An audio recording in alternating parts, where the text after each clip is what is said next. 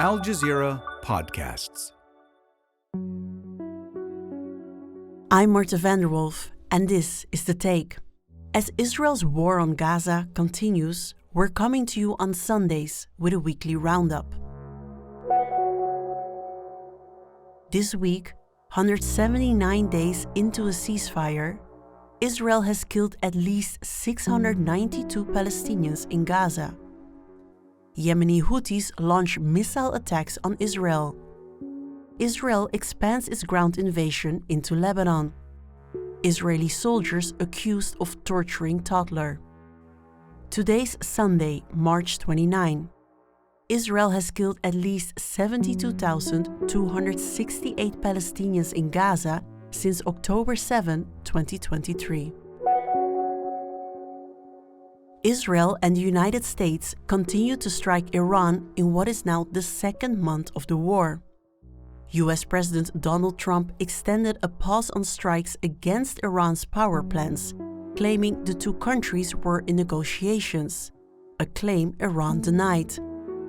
Al Jazeera's Tohid Asadi has more from Tehran. This is about 1 month, and we see the continuation of the campaign of airstrikes by the Americans and Israelis here across the capital in Tehran.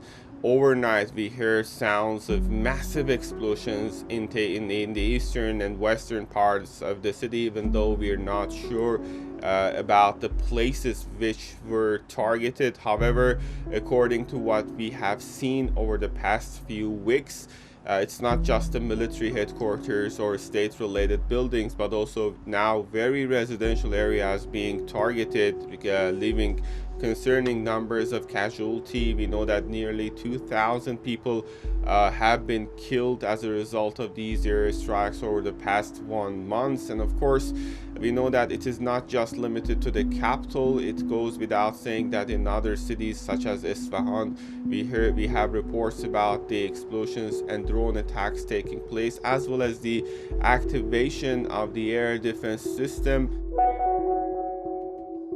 Yemen's Houthi group announced they joined the war in the early hours of Saturday. The Israeli military said they detected and intercepted a missile launched from Yemen. The group had warned on Friday that its fingers are on the trigger. Al Jazeera's Nida Ibrahim has more. A significant escalation in a region already on high alert. In Israel, the Houthis' decision to join the battle is seen as a retaliation to strikes on Iranian nuclear facilities and an attempt to strengthen Iran's position in indirect talks with the US to end the war. It's also a message from the Yemeni group, an Iranian ally, to Washington. With exports through the Strait of Hormuz largely blocked, maritime traffic in the Red Sea could be next.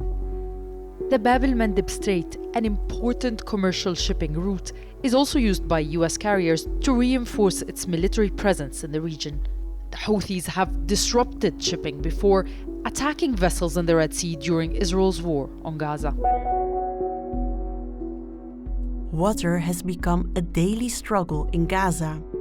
After more than 2 years of war, water infrastructure across the Gaza Strip is severely damaged or entirely out of service. Al Jazeera's Hani Mahmoud reports from Gaza City. Behind me is what remains of one of Gaza's main water facilities. Officials say the damage here alone has left tens of thousands without a stable access to clean water. And without equipment and spare parts, repairs are moving slower than needed. The United Nations says around 70% of Gaza's water system is currently disrupted. Repairs to the Makaro water supply lines have stalled. It lies east of the so-called Yellow Line, where Israeli forces remain deployed. Israel classifies many components needed to repair water and sanitation systems as dual use. That means they can be blocked from entering Gaza on security grounds. For residents here, the crisis is measured in hours spent waiting, children carrying heavy buckets, and patients whose condition worsen with every sip of unsafe water. With most crossings, including Rafah, reportedly closed since Israel's war with Iran, the flow of supplies faces further strain. The Israeli military has cut off the main highway connecting the capital Beirut to Tyre, one of the largest cities in southern Lebanon. The move comes as Israel expands its ground invasion into Lebanon. Israeli forces had previously destroyed several bridges in the area. Al Jazeera's Zeina Khodr has more from Qasmieh in the south. On Sunday, Israel hit the M51 highway after declaring all bridges over and south of the Litani River targets. The destruction of the Qasmieh bridge cut off the easiest route to the western sector of southern Lebanon, making it more difficult for people who still live in Tyre and southern villages to survive. Israel says Hezbollah used this to bring in weapons and fighters. For those who still haven't left their homes in the area, this was a critical lifeline to bring in food, medicine. It's not known how many people still live here, as Israeli troops push further into Lebanese territory along the border.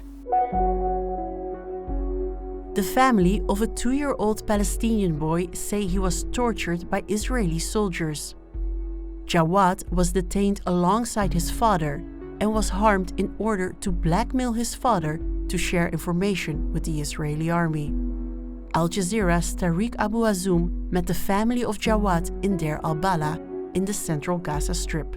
This is the medical report for Jawad. Doctors documented injuries around both knees, consistent with cigarette burns. The report also classifies this as a case of child abuse by unknown individuals. For families in Gaza, even the youngest are not shielded from Israeli army brutality. And this case highlights the urgent risks Gaza children face every day. And that's the take for Sunday, March 29. Please join us again tomorrow. This episode was produced by me, Marthe van der Wolf.